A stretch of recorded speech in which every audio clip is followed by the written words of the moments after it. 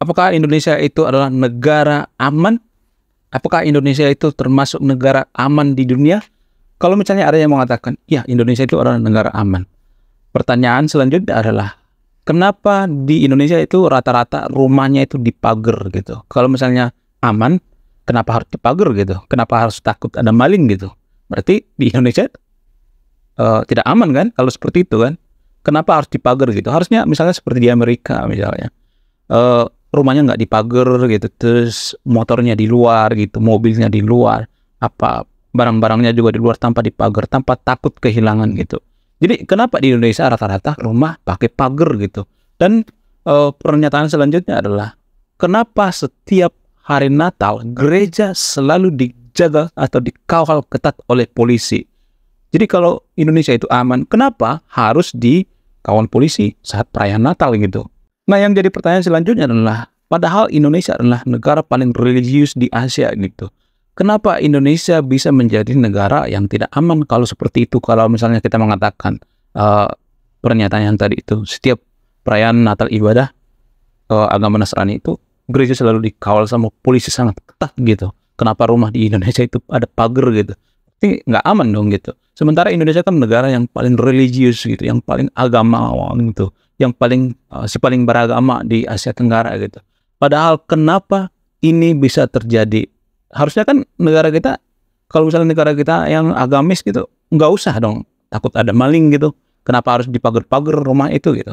Jadi kita akan membahasnya sebentar lagi. Semoga saya bisa membahasnya dengan waktu yang sesingkat-singkat. Oke, terima kasih, selamat datang kembali di channel Reopangi Filosofi. Jadi salah satu alasan kenapa Indonesia itu tidak aman walaupun negara yang paling religius di Asia itu. Kenapa tidak aman?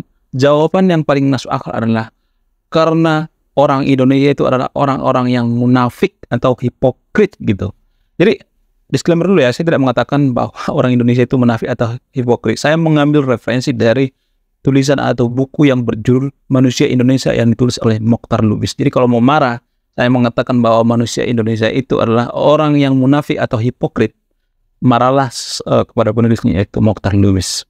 Saya melihat Indonesia itu menggunakan agama itu semacam topeng gitu. Jadi sebenarnya kita itu rata-rata munafik gitu.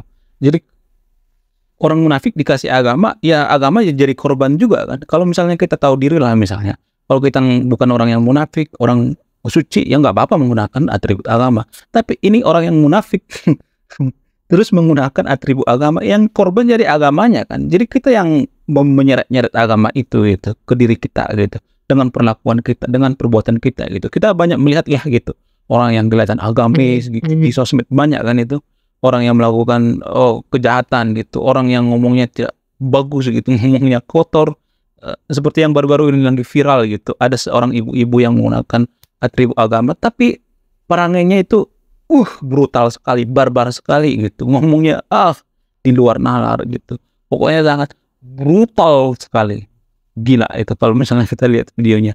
Tapi kenapa hal ini bisa terjadi? Seperti yang saya katakan tadi itu, karena kita munafik gitu. Sebenarnya kita munafik. Jadi orang munafik dikasih agama ya seperti itu gitu. Saya tidak menyalahkan agamanya gitu, saya menyalahkan orangnya gitu. Inilah alasannya kenapa kita, kalau kita merasa diri kita nggak suci, jangan membawa-bawa agama gitu. Jangan dikit-dikit agama. Di Indonesia saya melihat itu dikit-dikit agama, apa-apa agama, politik bawa agama, urusan orang lain bawa agama, dalam bernegara juga bawa agama, selalu kita bawa agama. Saya melihat ya, mohon maaf ya, di Konoha itu sedikit mau agama itu, dikit-dikit agama. Padahal tidak semua masalah bisa dipecahkan dengan agama.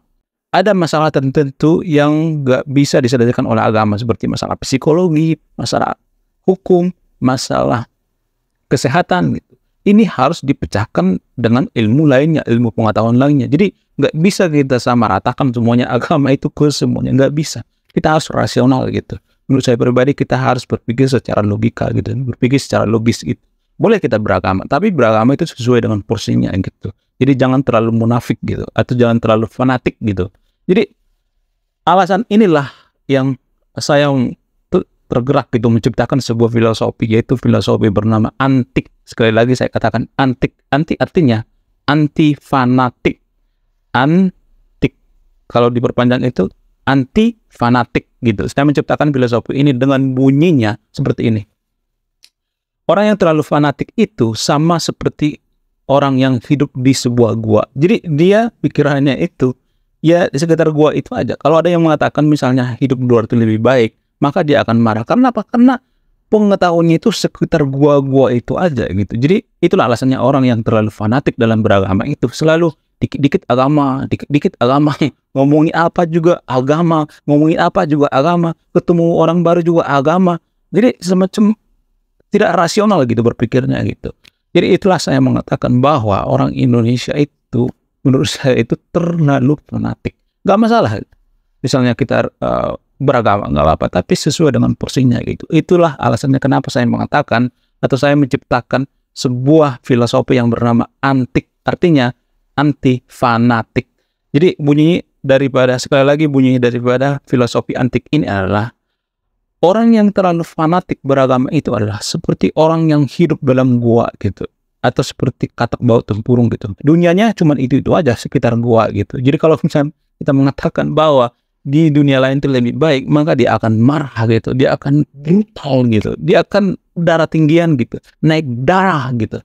Jadi itulah alasannya kenapa saya menciptakan sebuah filosofi yang bernama antik. Silahkan di-share filosofi ini, nggak apa-apa di copy atau ditiru, yang penting untuk kebaikan umat manusia. Oke, terima kasih sudah menyimak dan memahami video ini. Sebelum saya tutup video ini, saya akan memberikan salah satu filosofinya adalah